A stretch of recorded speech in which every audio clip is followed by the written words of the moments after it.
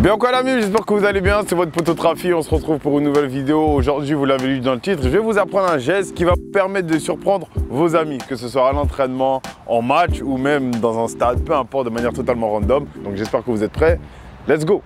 Alors le geste qu'on va apprendre aujourd'hui, mesdames et messieurs, c'est le MATW, d'accord? C'est un geste qui se décompose en 3 parties, comme d'habitude. Pour la première partie, il faut savoir que, comme je vous l'ai dit, vu que ça se décompose en 3 parties, c'est donc qu'il y a 3 gestes combinés qui font un seul geste. Vous avez compris ou pas? Vous allez voir que les 3 gestes sont plutôt simples de manière générale. Le premier geste, c'est un tour du monde intérieur.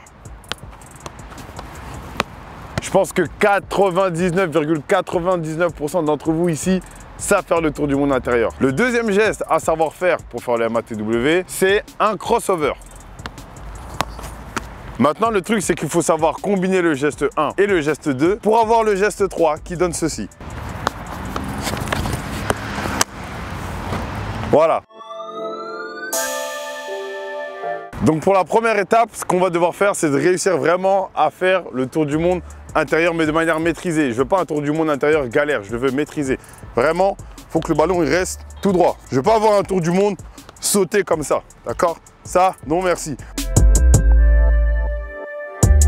Étape numéro 2, c'est un peu plus compliqué parce que quand vous faites le crossover, vous avez le temps généralement d'attendre la balle, de sauter et de la récupérer. Là, en fait, le moment où vous allez devoir jumper, votre pied droit, il est déjà en l'air. Dès que vous avez fait le tour du monde pied droit, ou du moins pied fort, le tour du monde intérieur, vous prenez appui sur votre jambe d'appui, paf, tour du monde, appui et je tape.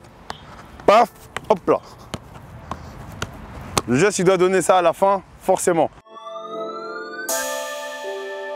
Troisième étape, un peu compliqué pour vraiment réussir le tour du monde, c'est que vous voyez bien que le crossover, il est différent du crossover basique, comme je vous l'ai dit dans l'étape numéro 2. Là, le crossover que vous faites, c'est ce que moi j'appelle un super crossover, d'accord? Crossover normal, en vrai, ça fait ça. Ok? Le super crossover, ça fait ça. Je sais pas si vous voyez la différence et pourtant c'est exactement la même chose. La seule différence, c'est que pour le crossover normal, j'attends vraiment la balle et hop, je tape. Pour le super crossover, vous envoyez le ballon pied droit, d'accord? Je prends appui pied gauche et je tape vraiment la balle comme ça, quand elle redescend. Si vous voulez un tuto uniquement sur le super crossover, je vous en ferai un, mais ça va vraiment faire ça. Paf, paf. Vous voyez le petit paf que je mets, c'est ça qui doit faire monter le ballon. Donc voilà, combinez l'étape 1 et 2 et vous aurez le geste numéro 3. Conseil numéro 1, combinez bien l'étape 1 et l'étape 2 pour avoir l'étape 3. Faites-moi un super crossover et pas juste un crossover normal. N'ayez pas la jambe tendue et prenez appui surtout sur votre jambe d'appui, celle qui est au sol au moment où vous faites le premier tour du monde intérieur. Paf!